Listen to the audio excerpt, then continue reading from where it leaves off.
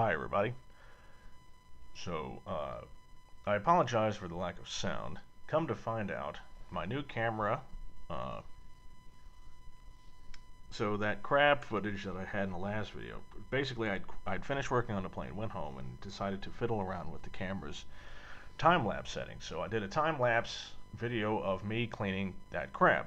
Now, I didn't notice at the time, uh, when I was voicing over the video the other day, uh, yeah, so this camera's time lapse gets no sound.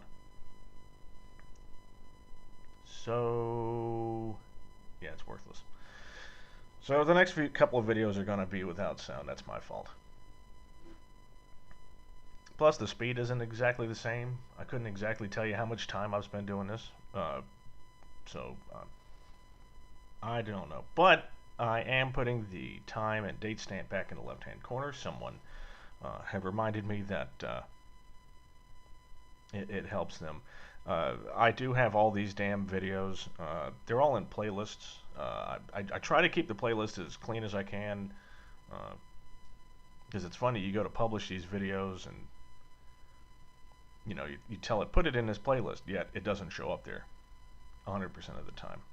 So sounds like a API bug for YouTube. Anyway, so what I'm doing here is I'm working on the upper inboard rib. So that's where the fuel sender is, and that's where the overflow vent and the send line and the return line and all that stuff. That's where that goes. I had lost the hexagonal piece that holds the fitting for the fuel vent, overflow vent in place. I'm sure it's probably 5 feet behind me over in those shelves, but I couldn't find it. So I had to order a new one. Thank you, Vans. It was cheap. And moving on.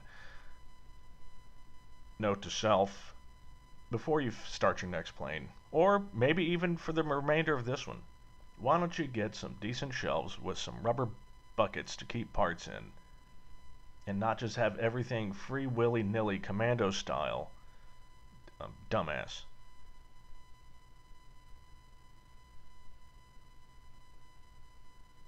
Sure, it's nice having parts all over the place. It looks kind of cool. No, gets tiring after a while. There's got a gigantic spar just leaned up against the wall. And of course, then I disappear for unknown amounts of time.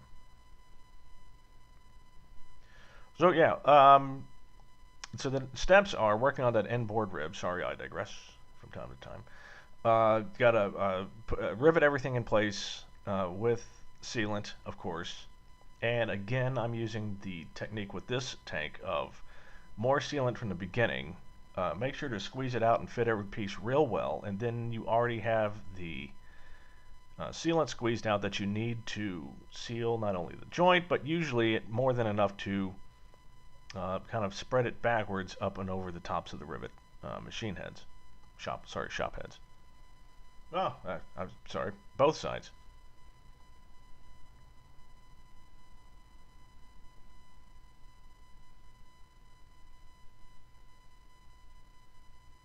And there I was. So you can't stop the sealant, right? And a lot of those parts are, they're screw ins. So you want to keep the threads clean. So after I'm done, I mean, it doesn't help. You've gone to get sealant in there. It's kind of hard getting it out without somehow getting sealant on those threads. So I just go put my finger, wrap it with a paper towel, soak it in kerosene, ketones, acetone, and clean the threads with that. Anyway, onward to another weird video. Again, sorry about the sound. I hope the music I've put on isn't too annoying, and see you soon.